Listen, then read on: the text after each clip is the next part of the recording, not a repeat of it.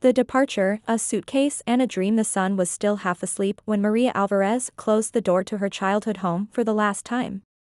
The old wooden frame creaked as if it, too, was reluctant to let her go. In her hand was a single, faded suitcase, its corners patched with fabric from her mother's old dress. Inside were 2 changes of clothes, a photo of her parents, and a small envelope with $47, her life's savings. It was 1956, and Maria was 21.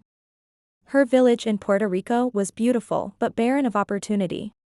The sugarcane fields stretched endlessly, but so did poverty. When her father passed, she promised her mother she would make something of herself. "I'll come back with stories of success," she had said. Her mother smiled through tears, whispering, "Then go, my daughter, and make the world hear your name." The boat ride to New York took 5 days. Maria had never seen a city skyline before. As the Statue of Liberty came into view, her heart swelled with hope and fear all at once. Around her, people cheered, prayed, and cried, each carrying dreams stitched together with desperation. When the ship docked, the air was biting cold, far colder than she had imagined. She could barely see through the fog, but she kept walking, clutching her suitcase like a shield. New York was loud, fast, and overwhelming. People brushed past her without a glance, taxis honked endlessly, and tall buildings cast long shadows that made her feel smaller than ever. Her cousin Rosa lived in the Bronx and had promised her a place to stay until she found work.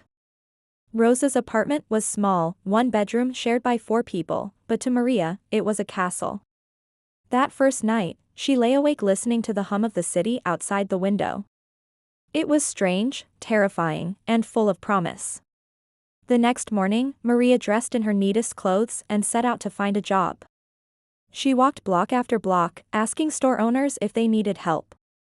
Her English was broken, her accent thick, and her confidence thinner still.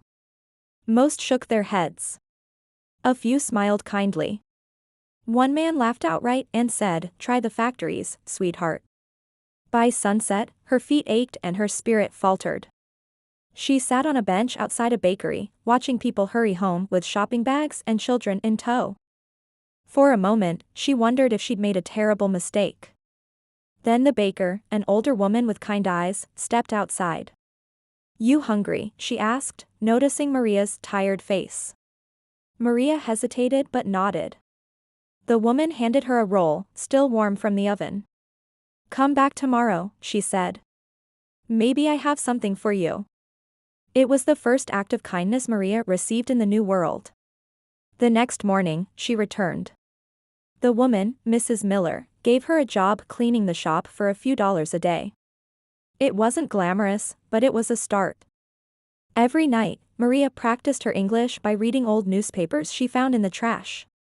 She circled words she didn't know, sounding them out softly until she could say them right. Dream, hope, freedom, words that seemed to echo her own story. On weekends, she sent small amounts of money back home. Her mother's letters, written in shaky handwriting, always began the same way, "Mi hija, I am proud of you." Months passed. The winter of 1957 was brutal. The heater in Rosa's apartment broke, and they slept wearing coats. Maria caught a cold that turned into pneumonia.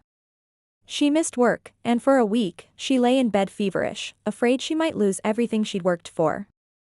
But she recovered, thinner, weaker, but more determined than ever. When spring arrived, the bakery began selling more.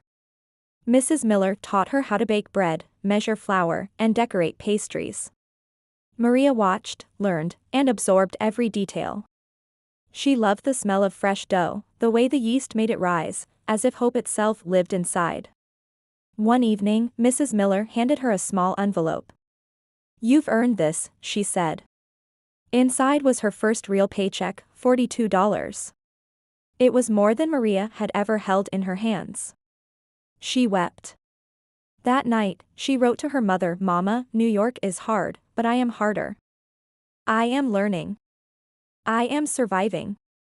Someday, I will be more than a girl with a suitcase. Someday, I will be somebody." Outside her window, the city lights blinked like stars that had fallen to earth, unreachable yet endless. Maria didn't know it yet, but this was the first spark of a story that would one day inspire generations.